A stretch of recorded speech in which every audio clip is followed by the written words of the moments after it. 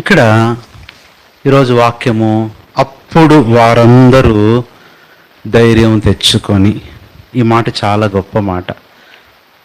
అప్పుడు దాకా వాళ్ళు ఎంత భయంలో ఉన్నారంటే, సముద్రం అంతేనంటే భయంకరమైన తుఫాను, అంతేనంటే ఆ ఓడ బద్దలైపోతుంది, కొట్టుకొని పోతుంది. అలాంటి సమయంలో వారు ఏం చేస్తున్నారంట? కృతజ్ఞతాస్తుతులు చెల్లిస్తున్నారు. దీంతో దైవజనుడు భగత్ సింగ్ గారికి ఇచ్చిన ప్రత్యక్షత నిజంగా అండి, ప్రపంచంలో మనం ఎంత ధన్యులమంటే, కృతజ్ఞత ఆరాధన అనేది ఒక ప్రత్యేకత. దేవుని దర్శనం ఆయనకి ఇచ్చాడు దేవుడు. ఒకప్పుడు దేవుణ్ణి స్తుతించటం అంటే ఏదో చప్పట్లు కొట్టడం, ఏదో అందరూ కలిసి పాటలు పాడటం, అందరూ కలిసి ఒక్క బిగ్గరగా ఆరాధించటం, లేదా ఇప్పటికీ కొన్ని చోట్ల నాట్యం చేయటం. కానీ దైవజనుడు భగత్ సింగ్ గారికి ఇచ్చిన ఈ ప్రత్యక్షత చాలా గొప్పది. ఆయన క్రైమే చెల్లించాడు. ఎంత ప్రార్థన చేసి, ఏంటి ప్రభువా సేవకు వచ్చాను, ఉద్యోగం లేదు, ఏంటి సంతోషం లేదు, తృప్తి లేదు, ఏదో సేవ చేస్తున్నాం, ఆరాధిస్తున్నాం, కానీ మాకు నెమ్మది లేదన్నప్పుడు దైవజనుడికి ఆ గదిలో నలుగురు మాత్రమే ఉన్నారంట చెన్నైలో. అప్పటికి జవశ్యామ కూడా స్టార్ట్ అవ్వాల. అప్పుడు దైవజనుడికి ఇచ్చిన గొప్ప దర్శనమే ఆయనకి రెండు ఇచ్చాడు. ఒకటి 4:24, రెండవది 2:42. 4:24 అంటే కాదు, యోహాను సువార్త 4:24. దేవుణ్ణి ఆరాధించువారు ఆత్మతోనూ సత్యముతోనూ. అప్పుడు ఒకేసారి నోరు తెరిచి దైవజనుడు భగత్ సింగ్ గారు వ్యక్తిగతంగా ఆరాధిస్తుంటే మిగతా ముగ్గురు సైలెంట్గా ఉన్నారంట. ఆయన ఆరాధించిన తర్వాత ఇంకొక బ్రదర్ వ్యక్తిగతంగా, ఇంకో బ్రదరు, అక్కడ పర్సనల్ వర్షిప్ అనేది, ఇండివిజువల్ వర్షిప్ అనేది స్టార్ట్ అయింది. అప్పుడు పరలోకం వచ్చినట్టు, వాళ్ళు ఉంది నలుగురే, కానీ 4,000 మంది ఉన్నంత ఉద్యోగం వచ్చిందంట. అప్పుడు కూడా భగత్ సింగ్ గారికి 90% ఒక ఇది వచ్చింది.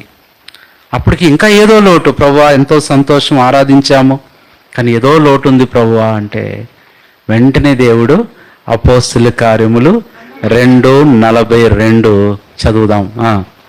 వారు అపోస్తుల బోధ యందును సహవాసమందును రొట్టె విరుచుట యందును. దేవుడు ఈ మాట చదవమన్నాడంట. ఈ మాట చదివాడంతే, ఆయన ఏం చెప్పలా. మిగతా ముగ్గురు బ్రదర్స్ లేచి పరిగెత్తుకుంటూ వెళ్ళిపోయారంట. దేవుని ఆత్మ కార్యం మనలో ఉన్నప్పుడు అందరిలో ఒకే ఆత్మ పనిచేస్తూ ఉంటాడు. నువ్వేది అనుకుంటున్నావో నీకు తెలిసిపోద్ది, నేనేదేమనుకున్నావు నీకు తెలిసిపోద్ది. భగత్ సింగ్ గారు ఆ వాక్యం చదివారు అంతేనండి. ఒక ఆయన గబగబా వెళ్ళిపోయాడు, ఒక క్లాత్ తీసుకొచ్చాడంట, తెల్ల టవల్ తీసుకొచ్చాడు. ఒక ఆయన వెళ్ళిపోయాడు, ఒక బన్ను తీసుకొచ్చాడంట. ఒక ఆయన వెళ్ళిపోయాడు, 2 నిమ్మకాయల పిండి తీసుకొచ్చాడంట. భగత్ సింగ్ గారు అక్కడ బల్ల పెట్టారంట. ఆ 3 పెట్టి ప్రార్థన చేసి రొట్టె విరిచిన తర్వాత 100% కాదు, 1000% తృప్తి వచ్చేసింది. అలా ప్రారంభమైందే హెబ్రోన్. దేవుడు మనకిచ్చిన గొప్ప ఆధిక్యత ఆరాధన అండి. ఆరాధన ఎంత బాగుందండి. ఆరాధన ఈరోజు ఆరాధన అంటే ఏంటి చెప్పండి? రకరకాలుగా అంటే విమర్శించడం కాదు, కానీ తెలియదు, మనకు కూడా ఒకప్పుడు తెలియదు. ఆరాధన అంటే ఏదో అనుకునే వాళ్ళం, కానీ ఈ ప్రత్యక్షతలోకి వచ్చాక ఈ ఆరాధన మనకి తృప్తినిస్తుంది, ఈ ఆరాధన మనకి ధైర్యం ఇస్తుంది, ఈ ఆరాధన మనకి నెమ్మది ఇస్తుంది, ఈ ఆరాధన మనకి విజయం ఇస్తుంది. ఆదివారం ఆరాధించిన తర్వాత నీ భయాలన్నీ పోతాయి. ఆ వారమంతా నువ్వు సంతోషంగా ఎదుర్కొంటావు. నీ ఇంట్లో సమస్యలు, ఉద్యోగంలో సమస్యలు, బయట సమస్యలు. ఇక్కడ అదే అన్న, అప్పుడు దాకా అన్ని రోజులు భోజనం చేయని వాళ్ళు ఎందుకు ఆ రోజే చేస్తున్నారంటే వాళ్ళకి ధైర్యం వచ్చింది. ఎందుకంటే ఏం చెల్లించారు? బైబిల్ ప్రకారము కృతజ్ఞతాస్తుతులు ఎప్పుడు చెల్లించాలి? మనం అన్ని స్తుతులు ఒకటే అనుకుంటాం, కాదండి. బైబిల్ గ్రంథంలో 7 రకాలైన కృతజ్ఞతాస్తుతులు ఉన్నాయి. అవి ఎప్పుడు ఏ సందర్భంలో చెల్లించాలి, వాటిని ఏమంటారంటే చూడండి. మొట్టమొదట స్తుతిని ఏమన్నారంటే హలాల్ అన్నారు. ఏంటంట? హలాల్ అనగానే మీకు కోడి మాంసం గుర్తు రాకూడదు. నిజమే, కోడి మాంసమే. వాళ్ళు ఏం చేస్తారంట? హలాల్ చేసిన కోడి మాంసమునేమేమో ఆ బోర్డు పెట్టిన వాళ్ళ దగ్గరే కొనండి, మీరు నిజం చెప్తున్నాను. మనం అది ఎందుకు కొంటాం? పేపర్ మీద 30 రూపాయలు తగ్గిస్తున్నాం, అది కొంటాం. అది 3 రోజులు చికెన్ అని మీకు తెలియదు. లేదంటే కేజీ చికెన్ కొంటే ఏంటంటే ఫ్రీ, అది కరెక్ట్ చెప్పారు. 4 కోడిగుడ్లు ఫ్రీ. నో, హలాల్ చేసిన అనే బోర్డు ఉంటేనే కొనాలి. కారణం ఏంటంటే హలాల్ అంటే ఏం చేస్తారంట, దాన్ని తీసుకుని వాళ్ళు స్తుతిస్తారంట, వాళ్ళు ఆరాధన చేస్తారంట. అప్పుడు దాన్ని ఏం చేస్తారు, కోస్తారు. ఎంత బాగుందండి. మా బ్రదర్ కానివ్వండి, మా ఫ్రెండ్లే షరీఫ్ గారని, నాతో పాటు ఆయన కాలేజీలో పనిచేశారు. ఆయన ఎక్కడ తిండండి, చికెన్ తిండు. ఎక్కడికి వెళ్ళినా, ఏ రెస్టారెంట్కి వెళ్ళినా ఆయన వెజిటేరియన్ తీసుకుంటాడు. ఏంటి సార్ అంటే, సార్ హలాల్ చేయరండి వీళ్ళు అన్నాడు. అబ్బా, మనకు హలాల్ చేయకపోయినా పలావ్ చేస్తే చాలు కదా. ఇది మొట్టమొదట హలాల్ అన్నారు. ఇది బైబిల్లో ఎక్కడుంది చూడండి దయచేసి. కీర్తన 113:1, 113:1. దీన్ని ఏమన్నారంటే ఎబ్రీ భాషలో యెహోవాను దీన్ని ఎబ్రీ భాషలో ఏమన్నారంటే ఈ స్తుతులను హలాల్ అన్నారు. హలాల్, దేవుణ్ణి స్తుతించే మొట్టమొదటిది ఏంటి చెప్పండి? హలాల్. హలాల్ అంటే అర్థం ఏంటో తెలుసా? బిగ్గరగా స్తుతించటం, పెద్దగా స్తుతించటం, ఉత్సాహంగా స్తుతించటం. ఇంకొక మాట చెప్పాలంటే, నేను మాథ్యూ హెన్రీ గారి కామెంటరీ చదువుతుంటే ఆయన ఏమన్నాడో తెలుసా? భలే నచ్చింది నాకు. పిచ్చోడిలాగా స్తుతించాలంట. పిచ్చోడు ఏం చేస్తాడు?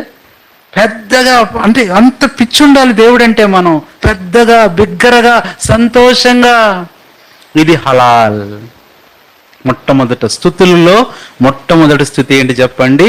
హలాల్. ఇది ఎప్పుడు స్థుతి? ఎలా స్తుతించేది? ఇది బిగ్గరగా, పెద్దగా, ఉత్సాహంగా స్తుతించాలి. ఇది ఎప్పుడంటే విడుదల పొందినప్పుడు. విడుదల వచ్చినప్పుడు ఏమొస్తుంది చెప్పండి? అబ్బా, ఒక వ్యక్తి జైలు నుంచి విడుదల పొందిన తర్వాత బయటకు వచ్చి పెద్ద కేకేస్తాడంటండి.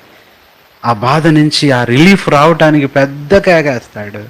ఎవరైతే ఇంటికి వస్తారో ఆయన్ని చూడటానికి, ఆ జైలు నుంచి తీసుకెళ్ళటానికి, వాళ్ళని చూసి పెద్దగా అమ్మ అయితే అమ్మా అని, నానా అని, అదేంటంటే కృతజ్ఞతతో పెద్దగా అరవటం, అంటే స్తుతించటం. ఇది హలాల్. రెండవది చూస్తే చూడండి దయచేసి. రెండవది చూస్తే ప్రకటన గ్రంథం 9:1, రెండవ స్తుతి. లేదంటే కీర్తన 9:1 చదవండి. కీర్తన 9:1 చదవండి. అది నా పూర్ణ హృదయముతో, అది పూర్ణ హృదయముతో స్తుతించే స్తుతి. దీన్ని హెబ్రీ భాషలో ఏమన్నారంటే ఏదా అన్నారు. ఏదా ఏంటి చెప్పండి? ఏదా అంటే హృదయపూర్వకంగా ప్రభువుని స్తుతించటం. ఏదా లేదా యాదా అన్నారు. ఒకటి హలాల్, రెండవది యాదా. యాదా అంటే హృదయపూర్వకంగా, అంతే చెప్పాలంటే ఇంకా పూర్ణ హృదయముతో, పూర్ణ హృదయ స్తోత్రముల్ చెల్లించెదా ప్రభునకే. ఇది ఎప్పుడో తెలుసా అండి? అదేమో విడుదల పొందిన వాళ్ళు స్తుతించేది పెద్దగా, అది హలాల్ అయితే. రెండవది పూర్ణ హృదయంతో స్తుతించేది. రెండవది విమోచింపబడిన వారు. ఎందులో నుంచి? పాపం నుంచి విమోచన, శాపము నుంచి విమోచన, శత్రువుల నుంచి విమోచన, నరకము నుంచి విమోచన. యాదా, ఇది రెండవది. స్తుతులలో ఇది రెండవ స్తుతి. మూడవ స్తుతి చూస్తే కీర్తన 100వ కీర్తన 4వ వచనం. 100వ కీర్తన 4వ వచనం చదవండి. కృతజ్ఞతార్పణలు చెల్లించుచు ఆయన గుమ్మములలో. అబ్బా, ఇది మూడవ స్థుతిని ఏమన్నారంటే ఎబ్రీ భాషలో తోడా అన్నారు. తోడా, TOWDAH. ఇది ఇంగ్లీష్లో తోడా, TOWDAH, తోడా. ఎంత బాగుందండి. ఏ స్థుతి అంటే ఇది? కృతజ్ఞతలను చెల్లించుచు గుమ్మములో ప్రవేశించేటప్పుడు ఈ స్థుతి చెల్లిస్తారంట. అంటే స్థుతులలో ఎన్ని విధాలు, ఎన్ని రకాలండి. ఎందుకంటే ఇది దేవుని మీద నమ్మకంతోనంట. అదేమో విమోచన, ఇది విడుదల, మూడోది విజయం అంటండి. విజయం వచ్చినప్పుడు దీన్ని స్తుతిస్తారు. అందుకని చూడండి, ఒక ఇల్లు కట్టుకున్నప్పుడు ఈ కీర్తన చదువుతాం లోపలికి వెళ్ళేటప్పుడు. కృతజ్ఞతార్పణలు చెల్లించుచు లోనికి ప్రవేశించి. ఎందుకంటే విజయం ప్రభువా, ఇప్పుడు దాకా మా ఎక్కడెక్కడో ఉన్నాం, ఈరోజు ఇంట్లోకి వెళ్తున్నాం, మాకంటూ ఒక సొంత ఇల్లు ఇచ్చావు, మాకంటూ సొంత గృహం ఇచ్చావు, విజయం ఇచ్చేసావు ప్రభువా. అద్దిల్లంతా ఎంత ఇదిగా ఉంటుందో తెలుసా? ఎన్ని బాధలో, ఎన్ని ఇబ్బందులో, ఎన్ని సమస్యలు, భయంగా బతకాలి. అదే ఒక చిన్న ఇల్లు, ఒక చిన్న గది, సొంతది, మనం లోపలికి వెళ్తున్నప్పుడు ఎలా స్తుతిస్తాం? ఇది విజయంతో కూడిన స్తుతి. కృతజ్ఞతార్పణలు చెల్లించే స్తుతిని ఏమన్నారు? అందుకని ఒక బ్రదర్ ఫోన్ చేసి, అన్న కృతజ్ఞత కూడికి పెట్టాలన్నా మీరు రావాలి మా ఊరు అన్నాడు. అన్న ఏంటి సందర్భం అంటే, జైలు నుంచి విడుదల పొందామన్నా అన్నాడు. నేను అనుకుని వీళ్ళు ఎప్పుడు వెళ్ళారో జైలుకి, ఏం చేశారో కుటుంబం అంతా అన్న అంటే, అందరం అన్నా అంటున్నాడు. అందరూ కలిసి చేశారేమో అనుకున్నాం. అన్నాడు, అన్న జైలు నుంచి అంటే అద్దింట్లో నుంచి విడుదల పొంది సొంత ఇంట్లోకి వెళ్తున్నామన్నా. ఇదే స్థుతి. తోడా హృదయపూర్వకంగా,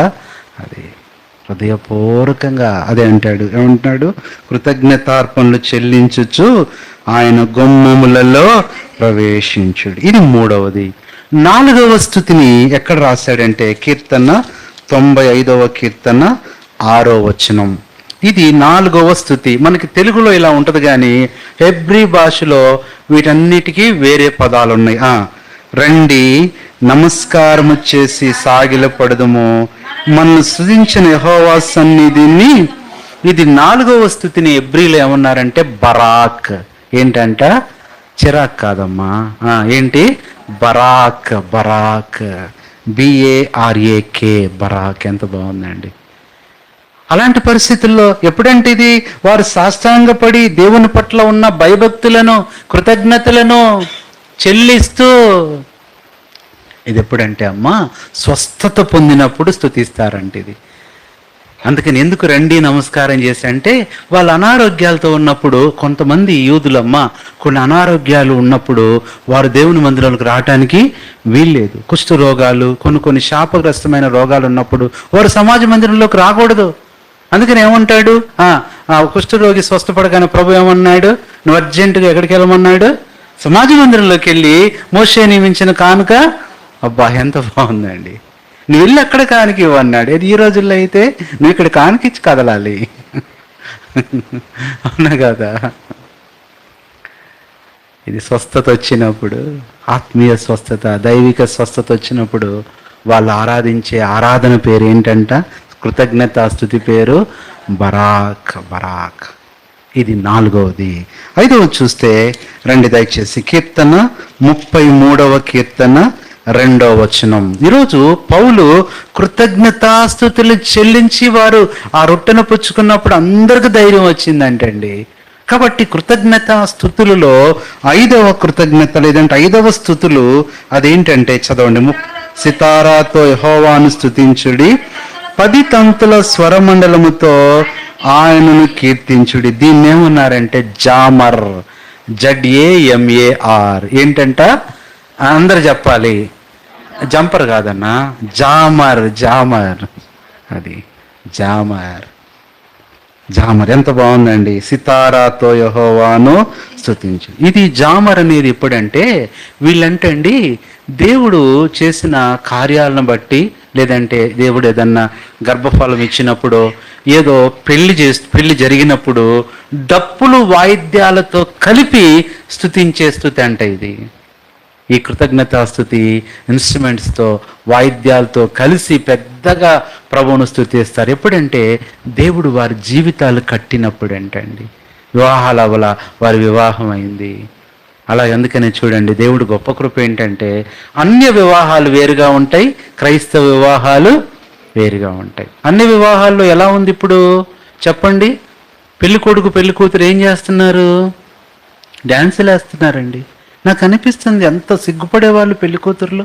ఆ రోజు మేము వెళ్తే చుట్టాల ఇంటికి వెళ్ళాం, పెళ్ళి అంట. అంతా అయిపోయాక వాళ్ళు అంటున్నారు, అన్న నువ్వు కొంచెం కిందకి వెళ్తావా అంటున్నారు. నేను భోజనానికి ఏమో అనుకున్నా, అంటే కింద భోజనాలు పైన జరుగుతుంది. నేను ఇంకా భోజనం అప్పుడే ఎందుకు, నేను లేటుగా చేస్తే కాదన్నా, నువ్వు కొంచెం కిందకి వెళ్ళాలన్నా, పెళ్లి కూతురు సాంగ్ ఉందన్న. ఏం సాంగ్ అయ్యా అన్న. నేను కిందకి వెళ్ళటం ఆలస్యం, అప్పుడు దాకా అంటాగు నిదానంగా దీనురాల్లాగా భక్తురాల్లాగా మరియమ్మ తల్లిలాగా కూర్చున్న అమ్మాయి అసలు ఏందా అని చెప్పి నేను మళ్ళీ ఒక మెట్టికి పైన చూస్తే ఏదో బుల్లెట్ బండి అంటండి, డ్యాన్స్ చేస్తుంది. నాకు అనిపించింది, ఏంటి ప్రభు ఏం ట్రెండ్ ఇది? పెళ్లి కుమార్తె అంటే ఎంత చక్కగా సిగ్గుపడుతూ అక్కడ తల ఉంచుకొని కూర్చుంటే, ఆ విధేయత ముసుగేసుకొని కూర్చుంటే ఎంత బాగుంటుంది. కానీ ఏం చేస్తుంది? బుల్లెట్ బండి అంటే. నన్ను చూస్తే ఆగిపోయేదే, నేను ఎందుకని కిందకి వెళ్ళిపోయా. అన్నీ అలాగే ఉన్నాయండి. అయితే మన సహవాసంలో వర్తమానం అవ్వగానే ఏం చేస్తారు? పెళ్లి కుమారుడు పెళ్లి కూతురు ఆరాధన చేస్తారు. అదండి ఆరాధన.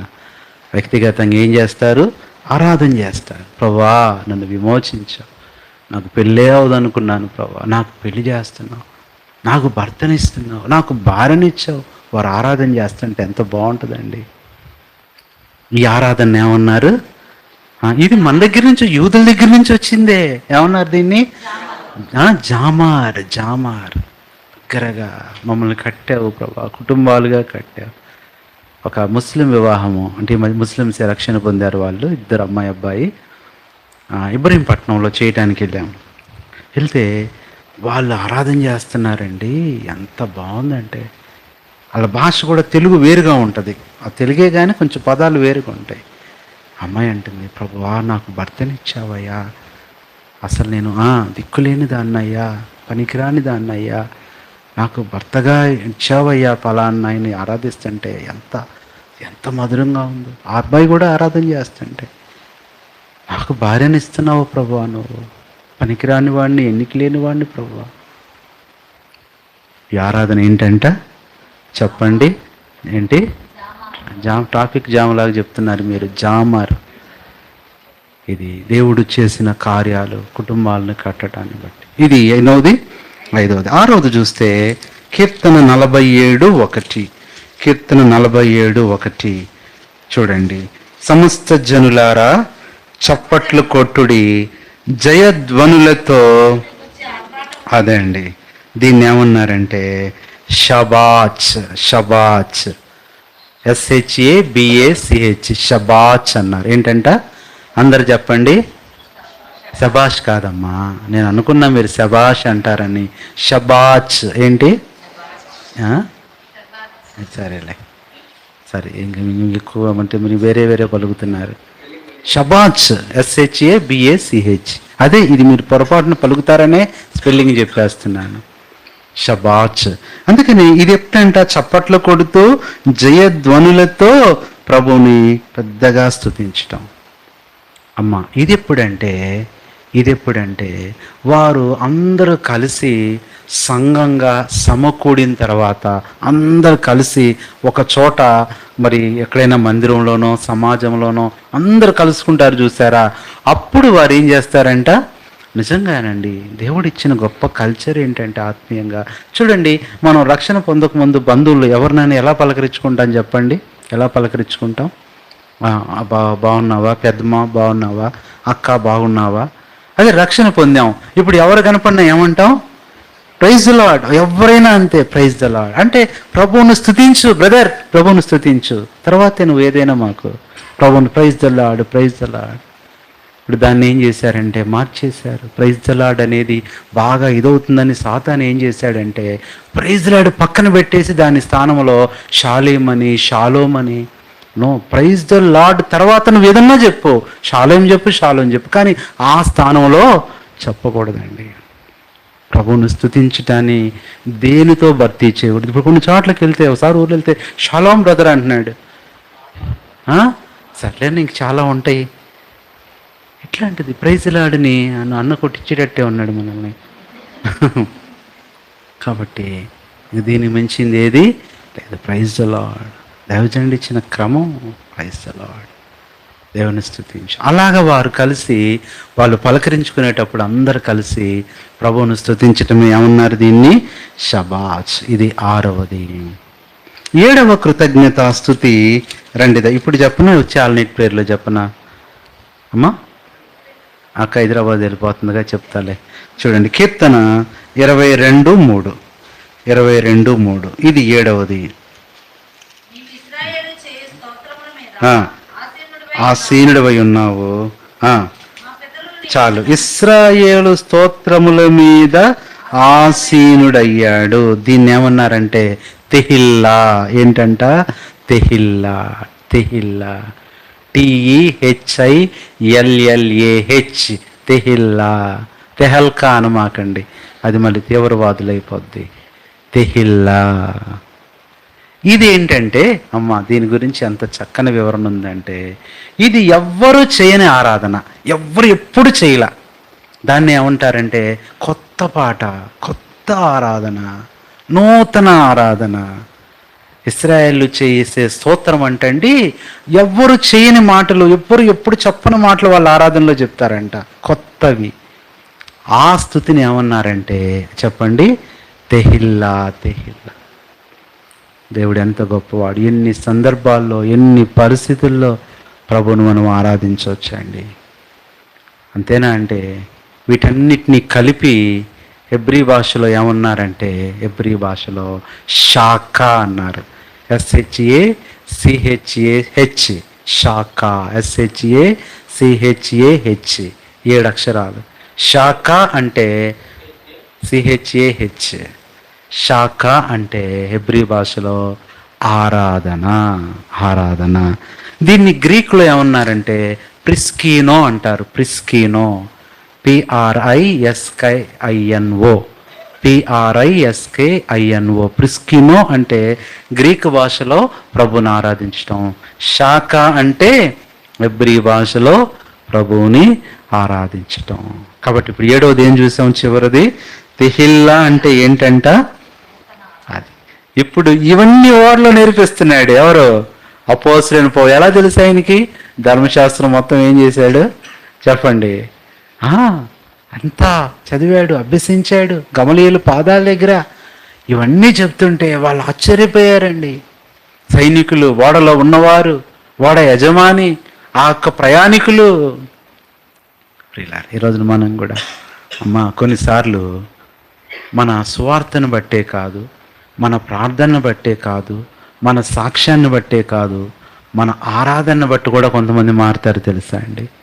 అందుకని ఆరాధన చేసే టైంలో కొత్తగా వచ్చిన వాళ్ళకి అర్థం కాదు, ఏంటి ఏం జరుగుతుంది అనుకుంటారు. మన సహవాసంలో ఏంటంటే ఆరాధన ఉంటుంది కదా, ఆరాధన వర్తమానం అయిపోయిన తర్వాత అలాగ ఆరాధన చేస్తుంటే కొంతమంది కొత్తగా వచ్చిన వాళ్ళు మారు మనసు పొందారండి. మా చిన్నప్పుడు మాకు ఒక ఆంటీ ఉండేది, నవనీతమ్మ ఆంటీ అని, మహిమలోకి వెళ్ళిపోయింది. అప్పుడే చాలా పెద్ద ఆవిడ. ఆమె ఆరాధన చేసేదండి, మీరు నమ్ముతారా? యవనస్తులందరికీ అనిపించేది, మేమెప్పుడు రక్షణ పొంది ఇలా ఆరాధన చేయాలి, ఆంటీలాగా రక్షణ పొందితే, బాప్తిసం పొందితే ఆరాధన చేయొచ్చు కదా అనిపించేది.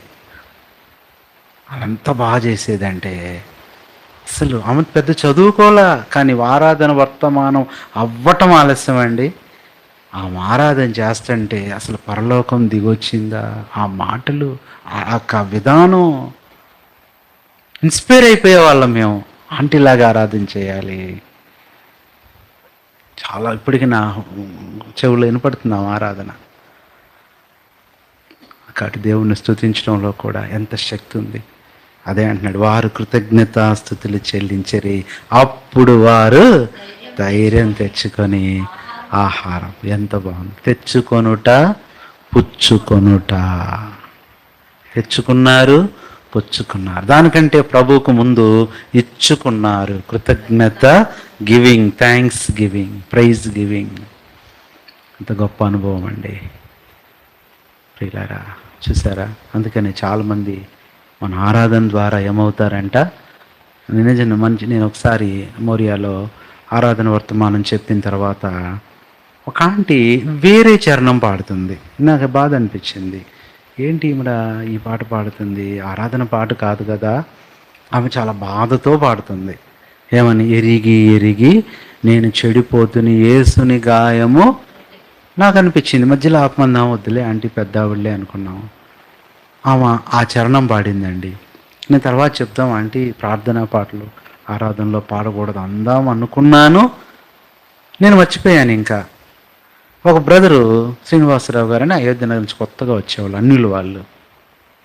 ఆయన మారుమనసు పొందాడని సిస్టర్ చెప్పింది, వాళ్ళ మిస్సెస్. మందిరానికి వస్తున్నాడు, బాప్టిజం అన్న నీకు ఏ వాక్యం అని అప్లికేషన్ రాస్తూ అడిగాం. అప్పుడు చెప్పాడు, పలానా ఆరాధనలో ఫలానా అన్నమ్మ ఆంటీ పాడింది ఒక ఆవిడ, అప్పుడు పేరు తెలియదానికి, ఆ తర్వాత తెలుసుకుని మా అమ్మగారు పాడారే ఒక పల్లవి, దాని ద్వారా దేవుడు నా హృదయాన్ని మార్చాడు అన్నప్పుడు ఆశ్చర్యపోయానండి. ఎరిగి ఎరిగి నీ చెడిపోతున్న యేసు గాయాలు నా హృదయం, కఠిన హృదయం ఇదైపోయింది ఆ చరణానికి. నాకు అవును ప్రభు, ఆరాధన ద్వారా కూడా మనం అనుకుంటాం పెద్ద పెద్ద స్పీకర్స్ వర్తమానం చెప్తేనే కాదు, సింగర్స్ పాట పాడితేనే కాదు, చిన్న విశ్వాసులు చేసే ఆరాధన ద్వారా కూడా అనేకులు రక్షణ పొందుతారు. ఎందుకంటే ఆరాధనకున్న శక్తి అలాంటిది. కాబట్టి ఉదయకాలం మనం కూడా ముగింపులోకి వచ్చేసాము. మనం కూడా ప్రభువుని స్తుతించాలి. ఏడంతల స్తుతులను, కృతజ్ఞతా స్తుతులను బైబిల్లో 7 రకాలుగా హెబ్రీ భాషలో చెప్తూ వచ్చారు. మొట్టమొదటి ఏంటంటే అది హలాల్. చెప్పండి, ఇది బాగా గుర్తుంటుంది మీకు. హలాల్ అన్నప్పుడల్లా మీకు చికెన్ గుర్తు వస్తుంది. ఇంకా చెప్పాలంటే హలాల్ నుంచి వచ్చిన మాటే హల్లెలూయా. హలాల్, హలాల్ అనేది చాలా గొప్ప మాట. ప్రభుని స్తుతించాలి. ప్రభువా మమ్మల్ని విడిపించావు. రెండవది ఏ స్తుతులు? రెండవది ఏంటి చెప్పండి? యాదా. యాదా, యాదా ఎంత గొప్ప మాట అండి. యాదా, విమోచించావయ్యా, నిన్ను స్తుతిస్తున్నావు. మూడవది తోడా. తోడా, ఇది ఎప్పుడంట? విజయం ఇచ్చావు ప్రభువా. నాలుగవది బరాక్. బరాక్, ప్రభా స్వస్థత ఇచ్చావయ్యా, నెమ్మది ఇచ్చావయ్యా, ఆరోగ్యం ఇచ్చావయ్యా. ఈ స్తుతించే విధానంలో కూడా మార్పు ఉంటుంది. ఒకటి పెద్దగా, ఒకటి హృదయపూర్వకంగా, ఒకటి వాయిద్యాలతో, ఒకటి వ్యక్తిగతంగా, ఒకటి నూతనంగా. అందుకని ఆరాధనలో ఉన్న గొప్పతనం, మాధుర్యం మనం ఇంకా 10% తెలుసుకున్నామంట. మిగిలిన 90% పరలోకం వెళ్ళాక తెలుస్తుంట. వాళ్ళు స్తుతిస్తుంటే, దూతలు ఆరాధిస్తుంటే, కృతజ్ఞతలు చెల్లిస్తుంటే. తర్వాత ఏంటి? జామార్. జామార్ ఏంటంటే దీనికి ఎప్పుడు ఎప్పుడు వివాహాలైనప్పుడు, మ్యారేజెస్, బిడ్డల్ని ఇచ్చినప్పుడు. అదే సంతులు లేనిది ఏమవుతుందంట? గొడ్రాల స్వరమెత్తి జయగీతం ఎత్తు. వెరీ గుడ్, జయగీతం ఎత్తుము. పిల్లలు కంటావు నువ్వు. సంసార పిల్లల కన్నా విడవబడిన పిల్లలు ఎక్కువయ్యారు. అప్పుడు వారు కృతజ్ఞత చెల్లించే ఆరాధన జామార్. తర్వాత షబాచ్. షబాచ్ ఇది ఎప్పుడంట? గ్యాదరింగ్, అందరు కలుసుకున్నప్పుడు. అంటే సమకూర్పు. ఎక్కడెక్కడో చెదిరిపోయారు, ఎక్కడెక్కడో ఉండిపోయారు, చాలా రోజులు చూసుకోవాలా, మళ్ళీ కలిసి చేయడం. కరోనా టైంలో ఎవరు రాలా, ఎవరికి వాళ్ళు ఎక్కడెక్కడో ఇంట్లో. అంతా అయిపోయిన తర్వాత, లాక్డౌన్ ఎత్తేసిన తర్వాత అందరు మందిరానికి వచ్చినప్పుడు మళ్ళీ ఎలా ఉంది? అసలు అప్పుడు ఏమనుకున్నాం మనం? మళ్ళీ కలుసుకుంటామని అనుకోలా. మరణాలు అలా ఉన్నాయి. మందిరాలకు వెళ్తామని ఎవరూ అనుకోలా. దేవుడు కలిపాడు, మళ్ళీ గ్యాదర్ అయ్యాం. తర్వాత తెహిల్. ఎన్నోది ఇది? 7వది. ఇది ఎప్పుడంట? నూతనంగా న్యూ వర్షిప్. నూతనంగా వచ్చేది హృదయంలో నుంచి, తెలియకుండానే అది నూతనంగా వచ్చేస్తుంది. అదే ఒక పాట ఉంటుంది కదా, నా నోటన్ కొత్త పాట, నా నోటన్ కొత్త పాట, నా యేసు ఇచ్చెను. నా నోటన్ కొత్త పాట, నా యేసు ఇచ్చెను. ఆనందించుతో హర్షించి పాడెదం, జీవించు కాలమనియు. ఆనందం పాడండి. హర్షించి పాడిదం, జీవించు కాలమంతయు. నా నోటని కొత్త పాట, నా యేసు చేను. ఎంత బాగుంది. ఏమిస్తున్నాడు ఆయన? ఏడవది ఏ పాట ఇది? ఏ ఆరాధన? అదే ఏంటంట? టెహిల్లా. టెహిల్లా. ఇలాంటి అనుభవంలో దేవుడు మనల్ని ఉంచాడు కాబట్టి వారు కృతజ్ఞతలు చెల్లించినప్పుడు ధైర్యం వచ్చింది. అప్పుడు వారు ఆహారం పుచ్చుకున్నారు.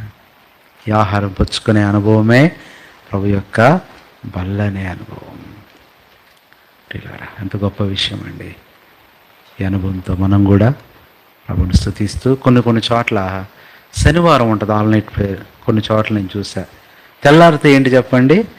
ఆదివారం ఆరాధన చేసి బళ్ళు ఇస్తారు. అప్పుడు మనం కూడా ఎప్పుడు ఇస్తామంటే అది వాచ్ నైట్ సర్వీస్లో ఆరాధన అయిపోయిన తర్వాత మళ్ళీ బలవర్తమానం అయ్యి తెల్లవారుజామున ఏమి ఇస్తారు? మిడ్ నైట్లో 12:30 1 గంట కొత్త సంవత్సరం ప్రవేశించాక ఆరాధన చేసి బల్ల తీసుకుంటాం. అయితే మనకు ఆదివారం కాదు కాబట్టి బల్ల తీసుకోవట్లేదు, కానీ వారు అప్పుడు బల్ల ఆహారం ఆ రొట్టెను వాళ్ళు పుచ్చుకున్నారు. కాబట్టి ఈరోజు నా వర్తమానం ఏంటంటే, ఏ కష్టంలో అయినా, ఏ బాధలో ఉన్నా, ఏ ఇబ్బందిలో ఉన్నా నువ్వు కృతజ్ఞత చెల్లించు. ఒక ఆయన చాలా విసిగిపోయాడంట. ఇక నేను సేవ చేయలేను, చాలా కష్టాలు వస్తున్నాయి, నా వల్ల కాదు, అన్ని ప్రయత్నాలు చేశాను, అన్నీ చేశాను, ఇంకా నా వల్ల కాదు, నేను ఉద్యోగం చేసేసుకుంటా అన్నాడంట. ఇంటికి వచ్చేసాడంట. ఇంటికి వచ్చి వాళ్ళ భార్యకి చెప్పాడంట, నేను సేవ చేయను అమ్మాయి, నేను మళ్ళీ పనికి వెళ్ళిపోతా. వాళ్ళ అత్తగారు ఉన్నారంట, ఆమె చాలా ప్రార్థనా పరురాలు, భార్య వాళ్ళ అమ్మగారు. అప్పుడు అన్నిందంట, పాల్ నువ్వు అన్నీ చేసావా? అన్నీ చేశాను అత్తయ్య, నాకు ధైర్యం రావట్లా, నెమ్మది రావట్లా, ఏం చేయాలో తెలియట్లా. అప్పుడు అనిందంట ఆమె ఒక మాట, did you say praise the Lord అనిందంట. ఏముంది? నువ్వు దేవునికి స్తోత్రం చెప్పావా ఈ కష్టాల్లోనూ? చెప్పు అన్నాడు. చెప్పాడంటే పెద్దగా ప్రైజ్ ద లార్డ్ అన్నాడంటే. తెలియకుండానే హృదయంలో భయం కలవరం పోయిందంట. సేవకు వచ్చాడు.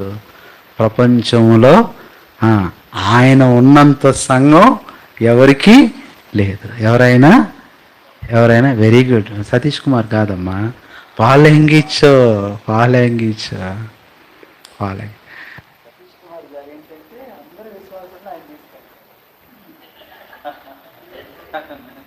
ఎక్కడెక్కడ వీరికి వచ్చి ఉండాలి. ఆయన వచ్చి సువార్త చెప్పి నచ్చించుకుంటారు. ఇది నిజం. ఇప్పుడు రాడు, ఇప్పుడు సువార్త చెప్పుడు ఎవరు మారు మంచుకొని వచ్చినంలో ఉండదు. మిగతా సంఘాల వాళ్ళందరూ.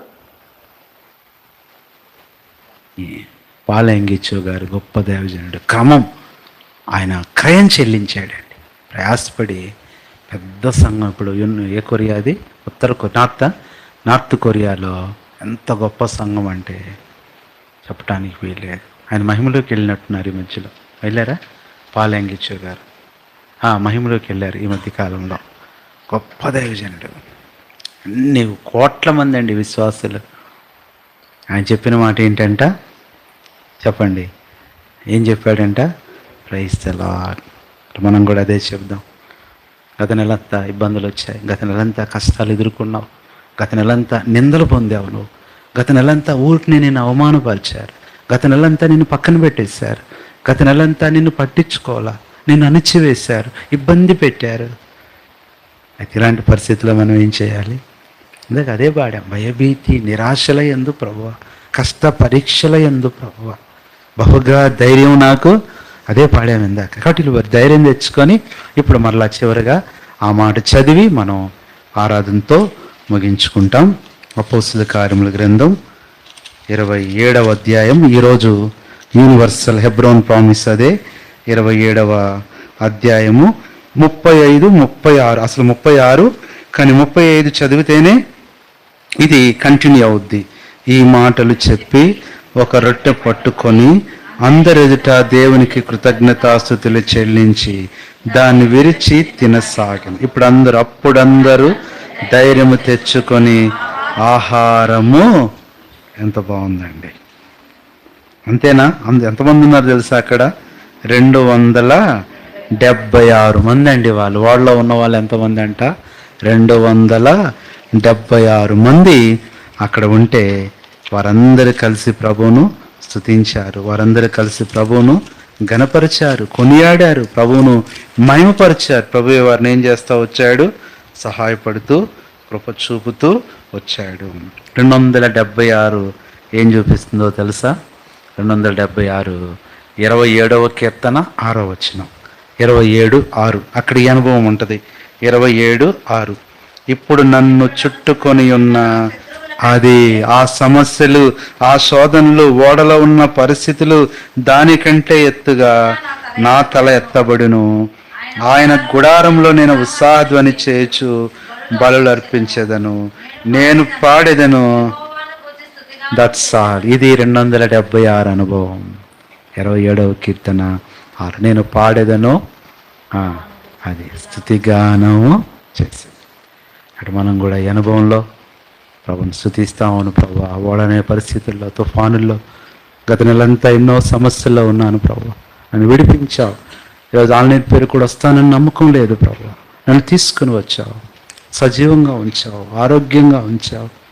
వ్యక్తిగతంగా, కుటుంబంగా, సంఘంగా ఎన్నో మేలులు చేశావు. ఆ ఓడలో అందరూ మునిగిపోవాల్సిన పరిస్థితిలాగా నేను, నా కుటుంబం మునిగిపోవాల్సిన పరిస్థితుల నుంచి లేవనెత్తి విడిపించి నా తల ఎత్తావు ప్రభువా. నేను పాడుతాను, నిన్ను స్తుతిస్తానని మనం కూడా వ్యక్తిగతంగా క్లుప్తంగా ప్రభుని ఆరాధన చేస్తాం. ఒక్కొక్క నిమిషం టైం తీసుకుంటాం. ఒక బ్రదర్, ఒక సిస్టర్ అట్లా మార్చి మనము ఈ ముగింపులో లాస్ట్ సెషన్లో ప్రభుని మనం ఆరాధించి మరి ముగించుకుంటాం. దయచేసి ప్రభుని ఆరాధన చేస్తాం. ఒక బ్రదర్, ఒక సిస్టర్ మార్చి హృదయపూర్వకంగా ప్రభుని ఆరాధిస్తాం. ఆరాధించండి.